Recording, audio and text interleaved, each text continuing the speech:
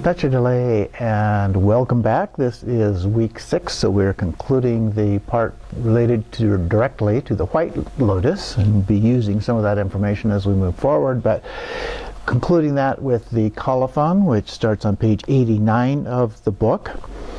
So I want to read through that for you, with you.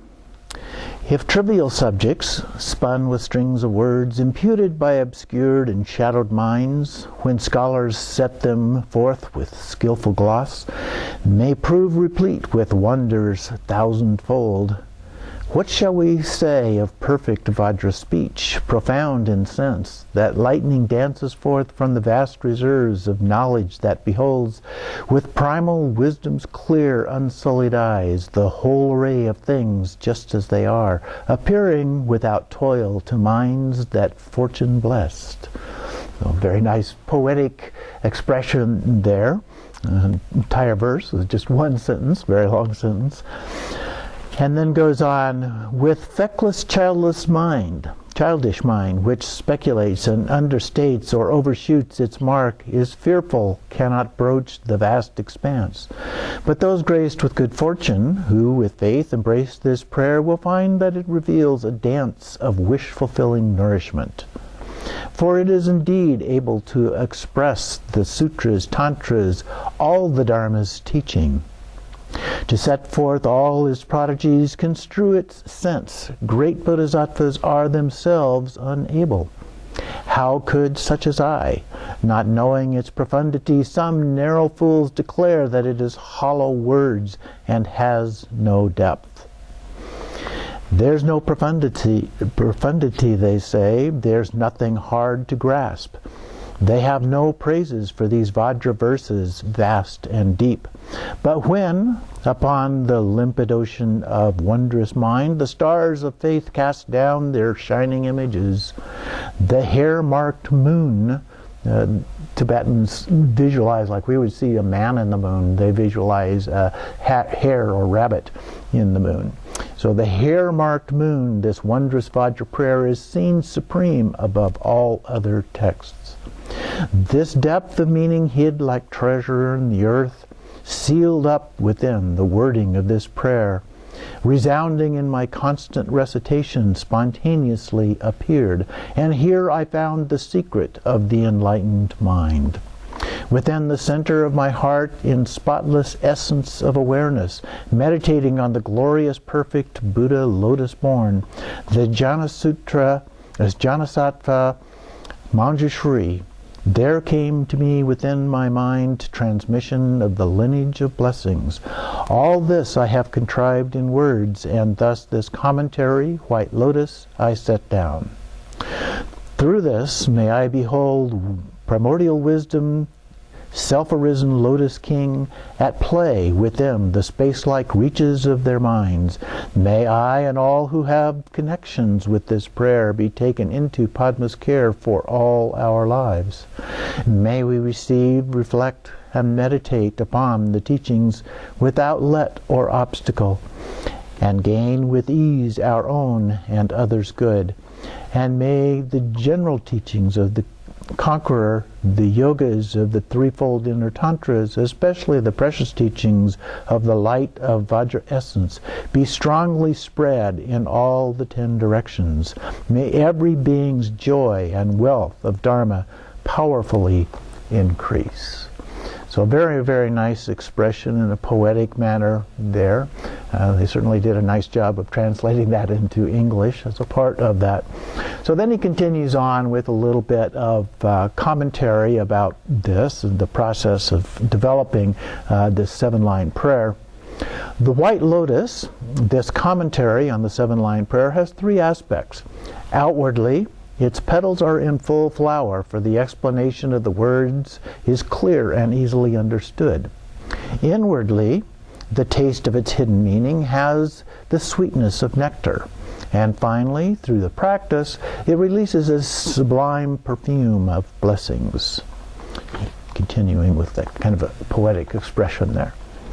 So then he tells the story behind this. He says, when I was 25 years old, the prayer appeared suddenly within my mind. Later on, incarnations such as Jamyang Khyentse Wangpo expressed their approval for my efforts, and the latter were nevertheless blemished of youthful composition, so I made some small improvements to it to put it to one side, and the original copy was lost.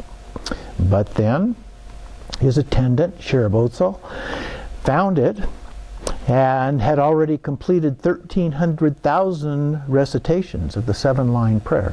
That's a lot of recitations for the 7-line prayer. Excuse me.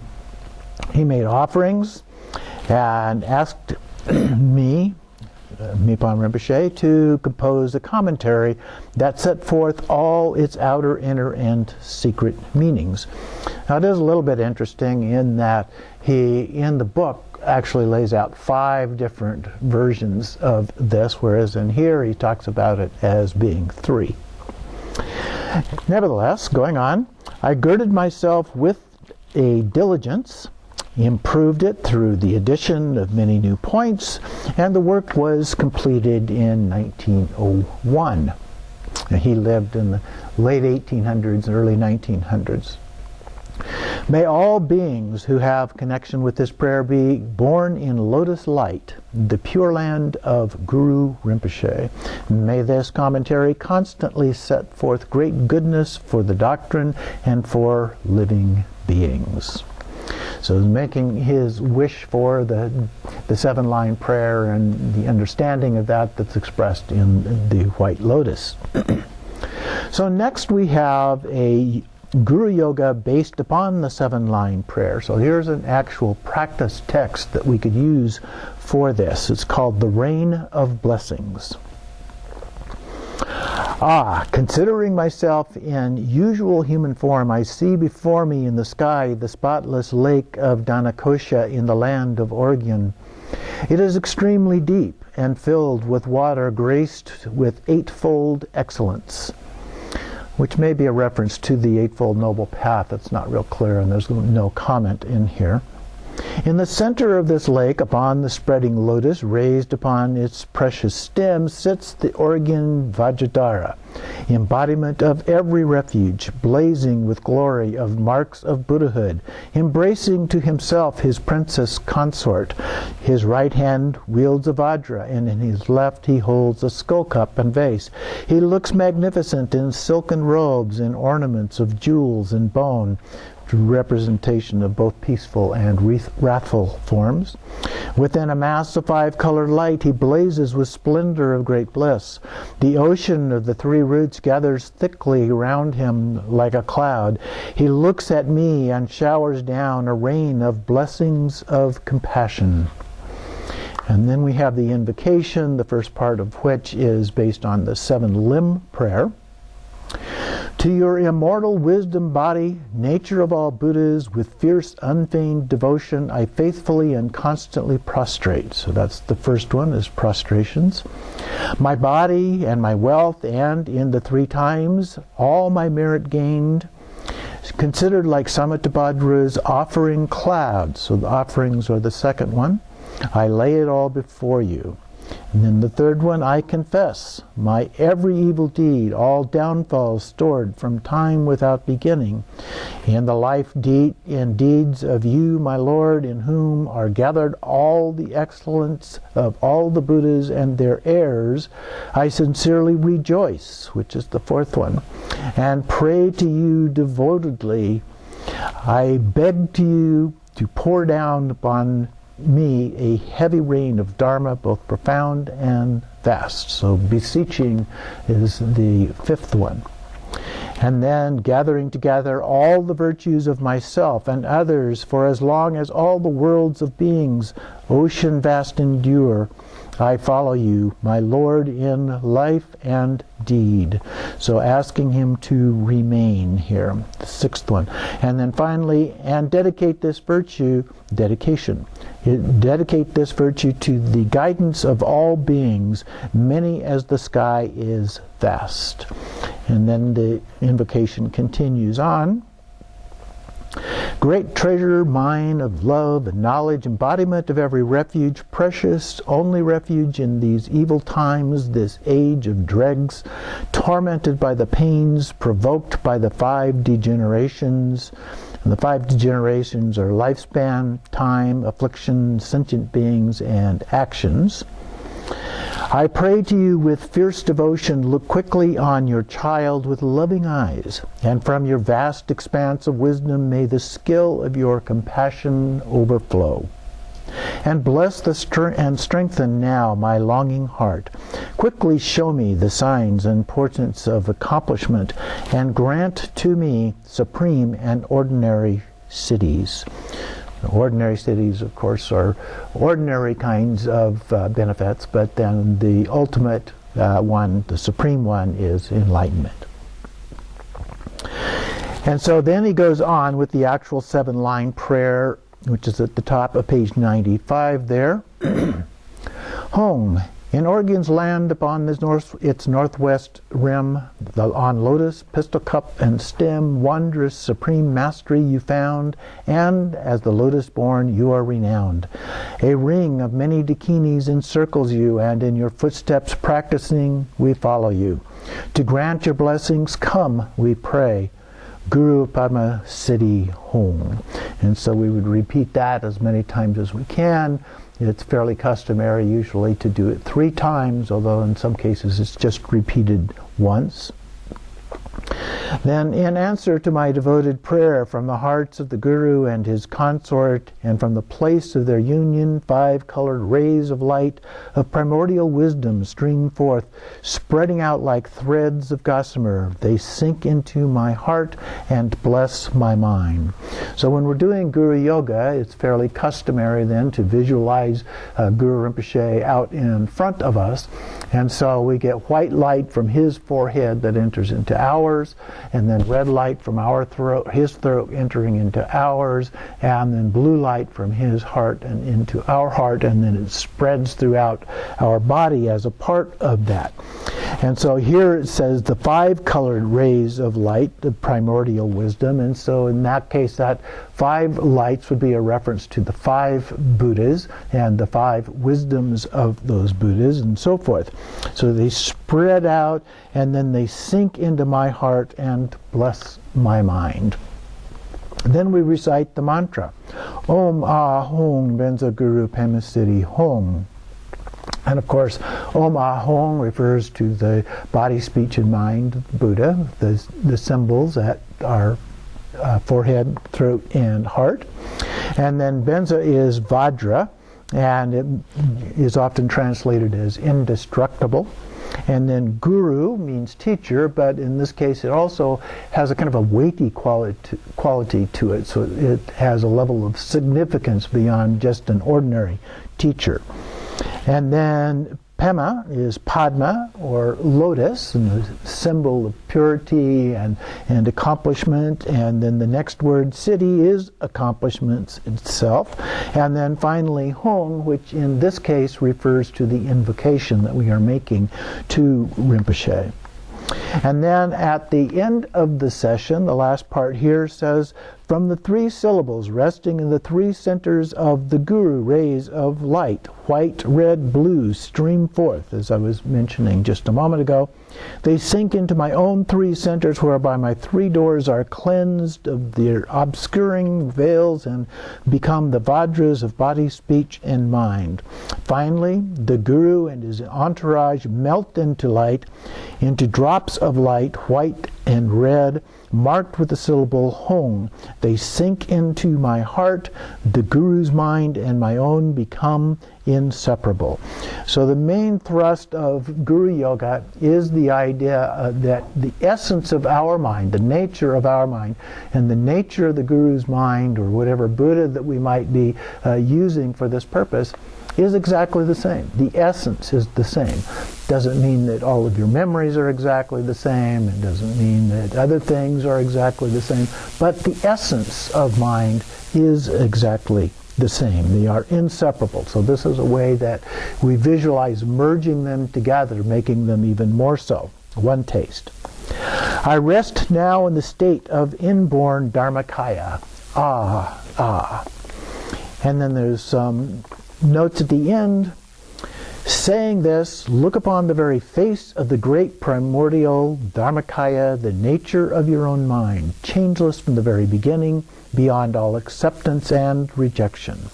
Once again, appearances arise as in a mirage. Look upon them as all as having the nature of the Guru. So sometimes when we're referring to deity yoga or also the Guru yoga, we visualize the Guru, but there's no physical manifestation there. And so we use various metaphors for that, such as a rainbow in the sky. And so we can see the rainbow, and yet we can't grasp that rainbow. In the same way, when we're doing a deity practice, we can see the deity, but we can't grasp that deity. Or here with the Guru, we can't reach out and grasp the Guru. And then we finally dedicate the merit, and by making prayers of good wishes, make everything auspicious. So that concludes the text of the White Lotus and the various understandings. But what I wanted to do, I made a handout for you here that goes through with each of the words or phrases from the actual text of the 7-line prayer. And then based on those words, in the 3 different forms of his explanation of this, I have 5 additional columns here which go through each column by column to explain it in the different contexts. So the first column is based on the outer literal meaning, or basically the Guru Yoga is the way that it's actually done for the most part. And then there are 3 expressed as what he calls hidden meaning. The first is what he refers to as the path of liberation. That's basically generation stage practice. And then the hidden meaning path of skillful means, which is basically the completion stage practices. And then the hidden meaning of great secret perfection, which is basically the Dzogchen Togao practices. And then the 5th column he refers to as pith instructions of liberation and skillful means. Now the content of that basically appears to be references to the Trekcho approach of Dzogchen as a part of that. Why he put them in that order, I don't really know. Don't have an answer for that. But we'll go through each of these. So in the first column, as we look at that, we have Hong in Oregon's land upon its northwestern rim, on lotus, pistol cup, and stem, wondrous, supreme mastery you found, and so forth. So the actual words, word by word. Now, in the other columns here, as we go through those, you'll notice that some of them, like the first 2 rows here, are exactly the same all the way across all 5 columns.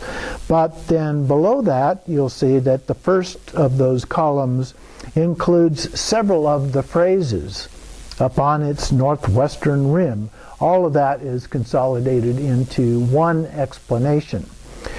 But in the other ones, they're divided into parts. And some of them are the same, some of them are different. And so we'll see as we go through the text here that in order to understand the way that he has expressed the meaning, the explanations in his commentary, it varies a little bit depending on the particular practice and which words from the 7-line prayer get combined together or not.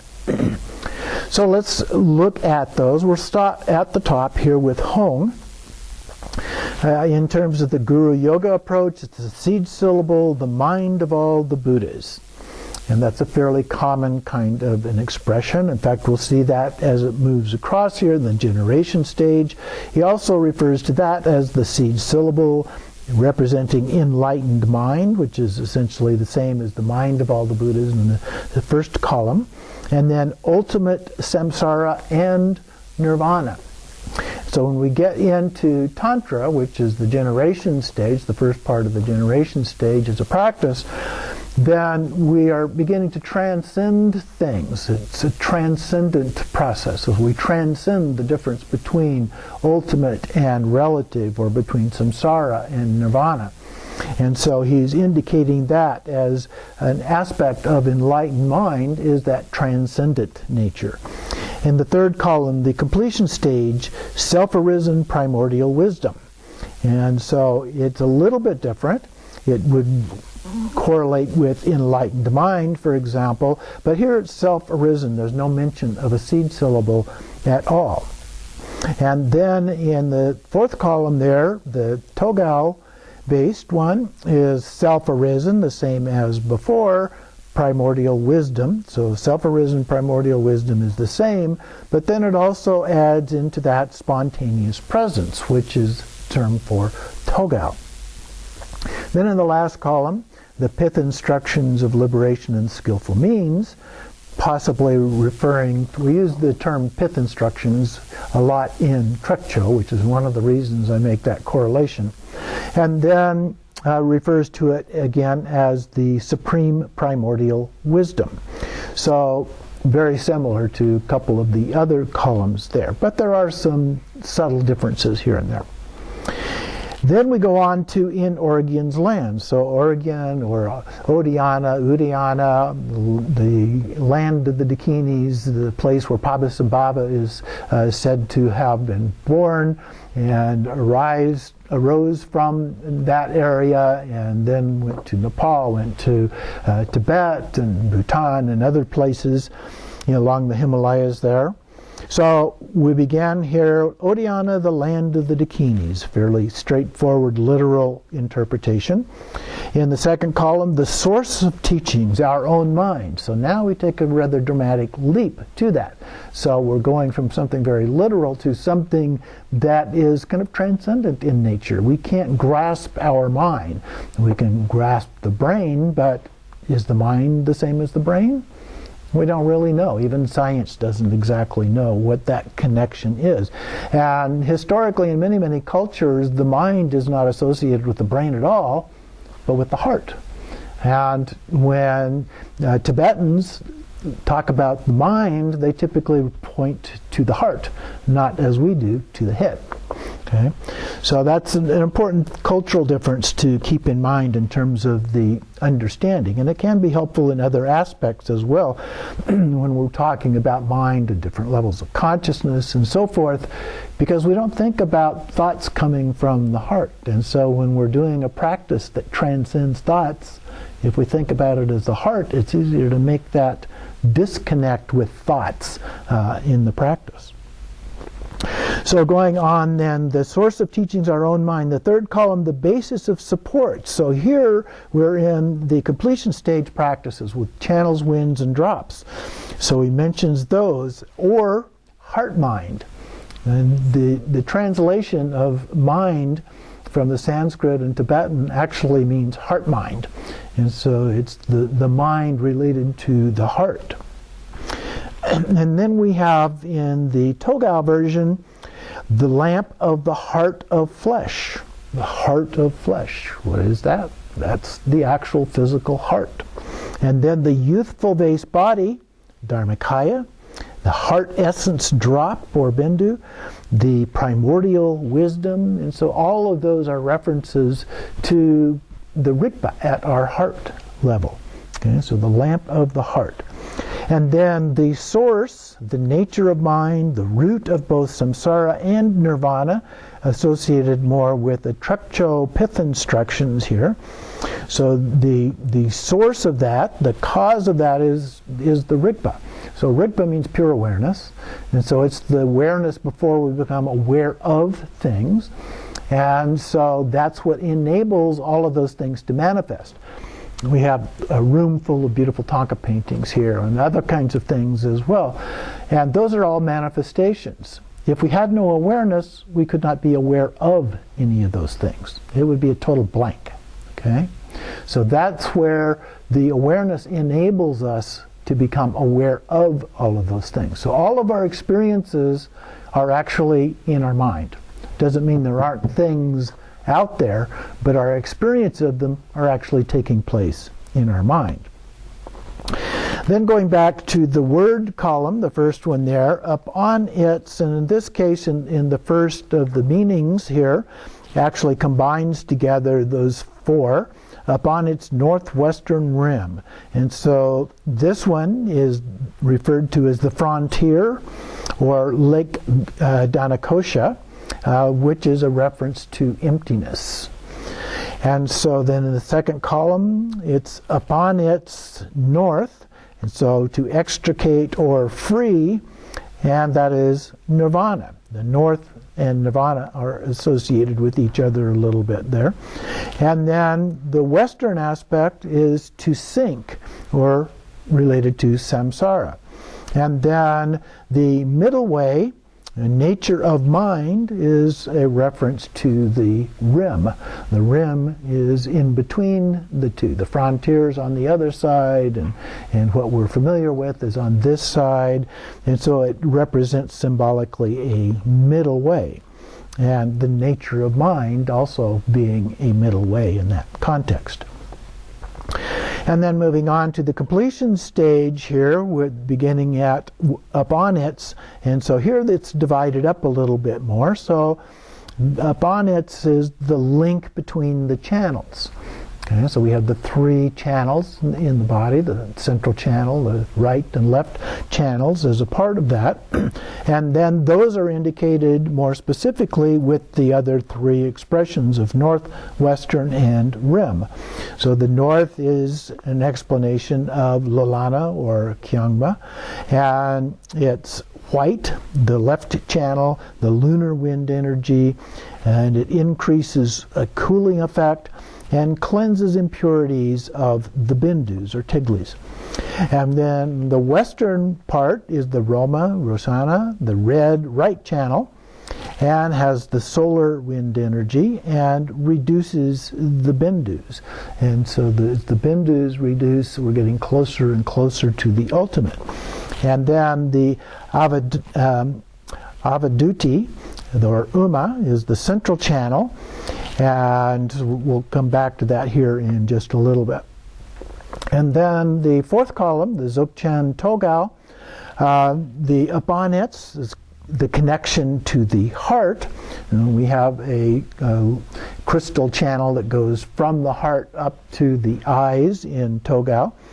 And so the connection to the heart, and that's what's being connected. The first is the north, the external expanse of unclouded sky.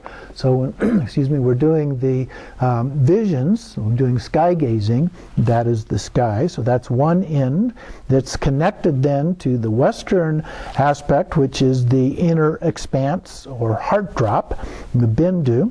Where we think of Rigpa, the pure awareness, which allows those manifestations in the visions to take place. And then the rim represents the meeting place of where those come together. The lamp of the far-reaching water lasso, which is the eyes. And so the eyes are what connect what we see out here in the sky to what is in our heart, the Rigpa awareness. And so that's the nature of that connection.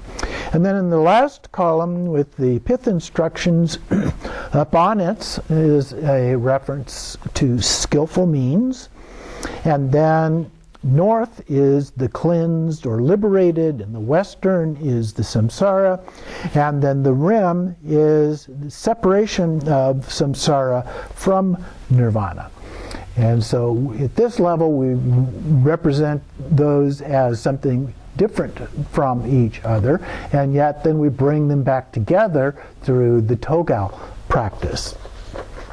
So continuing on page 2 here, we have the lotus, pistol cup, and stem. In the first column, the Guru Yoga approach, it symbolically represents the 5 lotuses, the 5 Buddha families, the 5 wisdoms.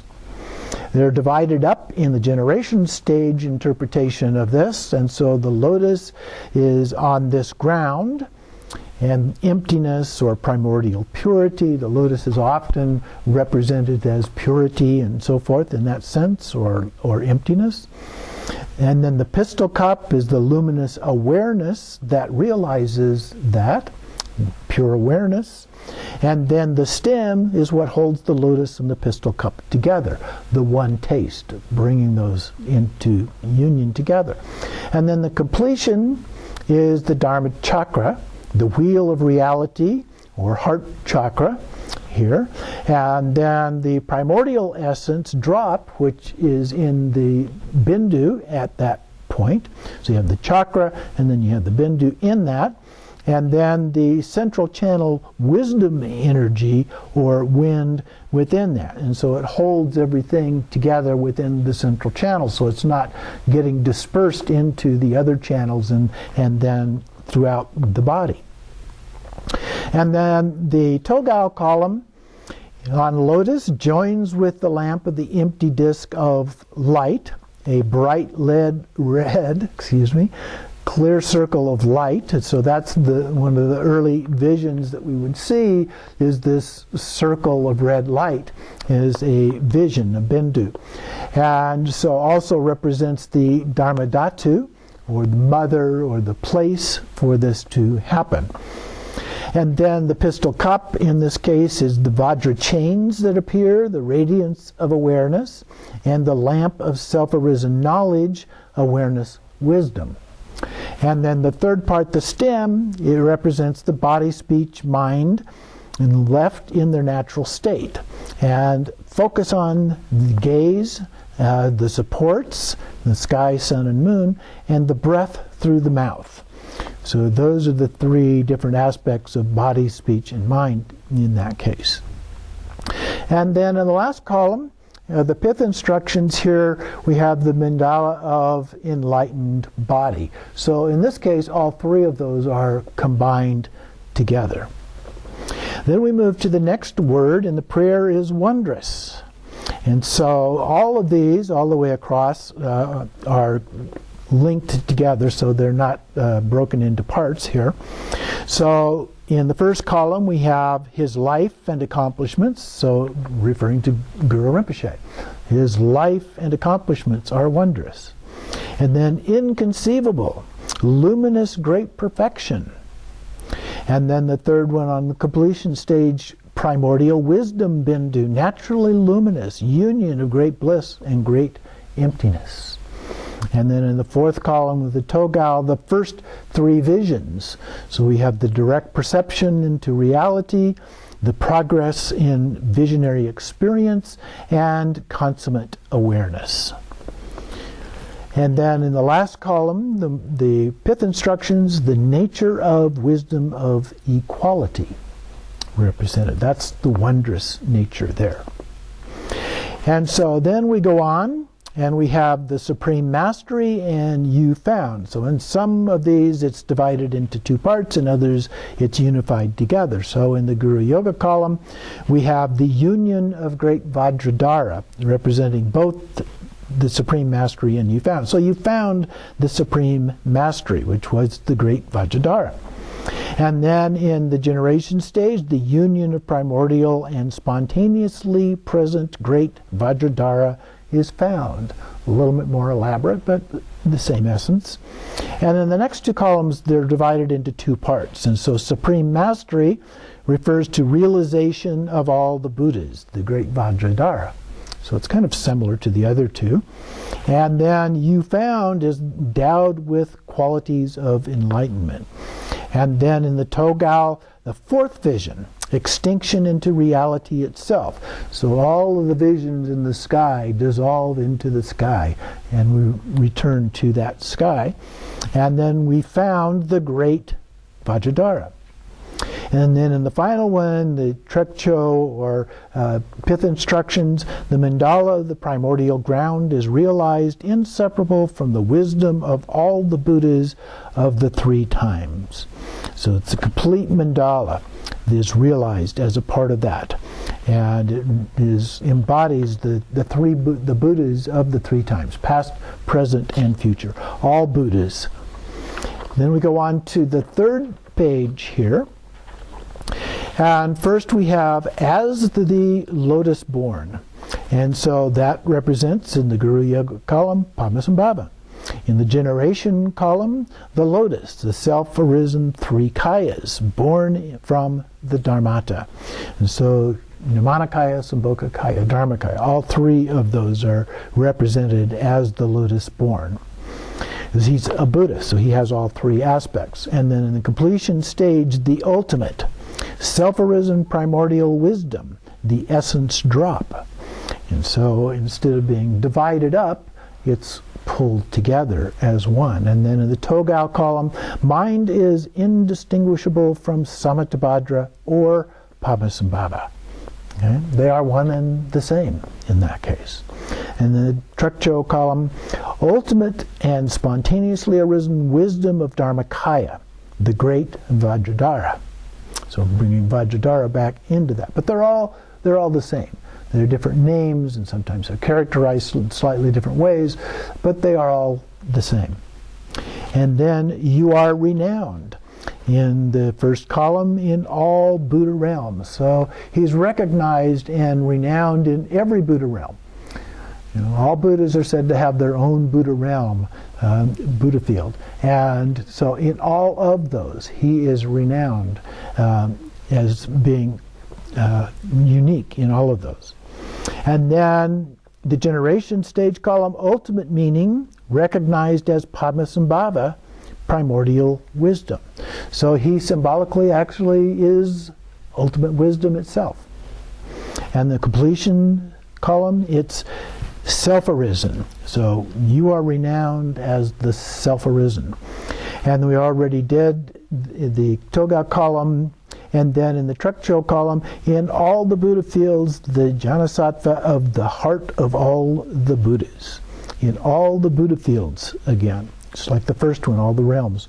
And then the Janasattva in the heart of all of the Buddhas, the wisdom being, the heart essence. And then a ring of many. And so here we have like sesame seeds in a pod. And then in the generation stage, primordial wisdom emanates the 5 wisdoms and other qualities. And so here we're adding together like sesame seeds in a pod and the dakas and dakinis. And so all of those get put together in that one as well as the second one. But here in the second one, instead of the 5 wisdoms, it's the wind energies and essence drops, the inner dakinis. And then in the Togao column, we add also encircles you to this one. So we have the evenness of primordial wisdom in the natural luminosity of the lamp of self-arisen knowledge, displayed as rainbows, bindus, and so forth. So Togao visions are displayed as those visions. And then in the last column, the creative display of the primordial ground. And then adding together the dakinis and circles, use spontaneous display of ultimate nature, a projection of the mind. So all that we're seeing is a projection of our mind. It's like a movie projector. The sky is the screen, and the heart is the projector that comes out through the lens of the eyes and projects these visions into the sky. So that's the metaphor that is being used here. And then the part about dakas and dakinis filling all, encircling you in the first column refers to filling all of space. In the second one, very similarly, fills the ultimate expanse. In the third one, completion stage, it's encircled by its own display. Okay. So not only do we have the idea of what it is, but it itself encircles itself. It's all embodied there as one. And we already did the fourth column of Togao, and the last one, the spontaneous display of the ultimate nature as a projection of the mind. And so then we go on to the next one, and except for the first one, they're all combined. So the first column will combine these together. So we have, and in your footsteps practicing, we follow you. So first we have follow your instructions, and then with practicing without ceasing, and then we, with confident faith and devotion, abandon things of this world, things that we're attached to or grasping at and so forth, and then follow your instructions. So these all get combined in the other 4 columns. So in the generation stage column, irreversible certainty about ultimate reality. the primordial wisdom, the union of appearance and emptiness, the impure transmuted into pure wisdom. And as I mentioned before, when we're doing the Tantra practices, that's part of that transformation that takes place from impure to pure. And then when we move on to the completion stage practices, we do that in a more explicit way. So we have impure body that becomes a pure body through that process. And we do practices of Tumo, the four blisses, the illusory body, and so forth. And then in Togao, it's leaving the luminosity as it is, the one taste of Trekcho and Togao together. That's not something that we have talked a great deal about. A lot of texts don't even mention that, but that's part of the ultimate level of the Dzogchen approach, is that you bring those two together. So Trekcho basically represents Rigpa, and then Togao represents the manifestations. And so those two are brought together in union in one taste. So it is a little bit like we look at an object from one direction and it's very thin.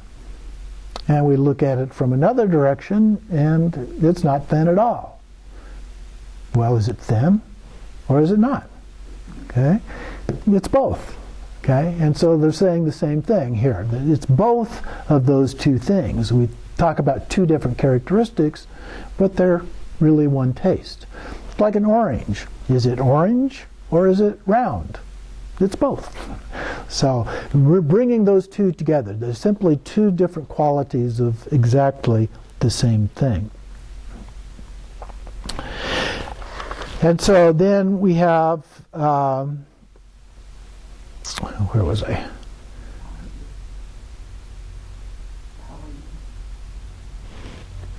Okay, yeah. So follow your instructions in the first column. All the rest of them are then brought together. And then to grant your blessings and come we pray. So we have the 7-line prayer all together in the first column of Guru Yoga. So when we say to grant your blessings, we're talking about the 7-line prayer, and come we pray as a part of that. And then we invoke the Guru, receive the instructions, express our aspiration, and realize the meaning of the teachings. So we're asking him to come and so we can receive the teachings and so forth. And then in the completion stage, so that all will be purified into the mandala of enlightened body, speech, and mind. So everything will be purified and become the mandala. Sometimes we talk about different forms of mandala. It can be a painting. I know you can't see that if you're watching the video above my head, Kalachakra mandala. But it can also be a hand mandala. It can be the 37-point ring mandala. There's a variety of different kinds. And another one is our body. Our body can be a mandala. A Buddha field is a mandala. So there are many different forms of mandalas that are a part of that. And so recognizing what that is, here it's referring to the mandala of the enlightened body, speech, and mind. So it's the body, speech, and mind of a Buddha is a mandala. And then calling upon the great Dharmakaya, the ultimate essence. Then in the Togao, impure wind energy is purified in the expanse of indestructible primordial wisdom. Vajra body is attained. Somewhat similar there. And then through primordial wisdom of this ultimate view, we might reach the mandala of the primordial ground. So another version of a mandala as a part of that. And then the fourth page, the last page of this handout, we have the short version of the mantra here, Guru Padma Siddhi Hum. And so Guru, the unsurpassed teacher, primordial wisdom itself. Padma, the lotus, wisdom already manifest. In the second column with the generation stage, those two get combined together. So we have primordial wisdom, Dharmakaya, spontaneous presence, Sabokakaya, and unstained Nirmanakaya, or the lotus. And then in the third column, the completion stage, again, we're dividing them into two parts. So we have the primordial wisdom. The guru represents primordial wisdom. Padma, all defilements arise as helpers of great bliss and dissolve by themselves. Like the lotus arising out of the mud into this beautiful, pure blossom. And then in the fourth column of Togal, again, we combine those as well as Siddhi. And so here we have bring supreme accomplishment extremely swiftly and with ease. And then in the final column, the highest of all wisdoms, the Guru. And then free from attachment and hindrance without stain, Padma. And then all but the fourth column there have a separate explanation of Siddhi. So in the first column of Guru Yoga, ordinary and supreme accomplishments. The Siddhi literally means accomplishments. And so talking about both levels, the ordinary and supreme accomplishments. And then in the generation stage, great compassion fulfills the hopes and wishes of all beings. Okay, all beings want happiness and they don't want suffering. And so we want that to happen. Out of great compassion of being a guru, Buddha, then we help enable that to happen. And then in the completion stage column there, ultimate primordial wisdom is swiftly accomplished. So here it focuses more on the ultimate aspect. We talked about Toga already in the last one. Actualization of that ultimate accomplishment, so very similar, the ultimate accomplishment of enlightenment. And then the final word is Hong. And in this case, slightly different meaning than the Hong at the top of the prayer, to invoke the master or completion phase. And so we're invoking them, we're asking them to please come, please do these things.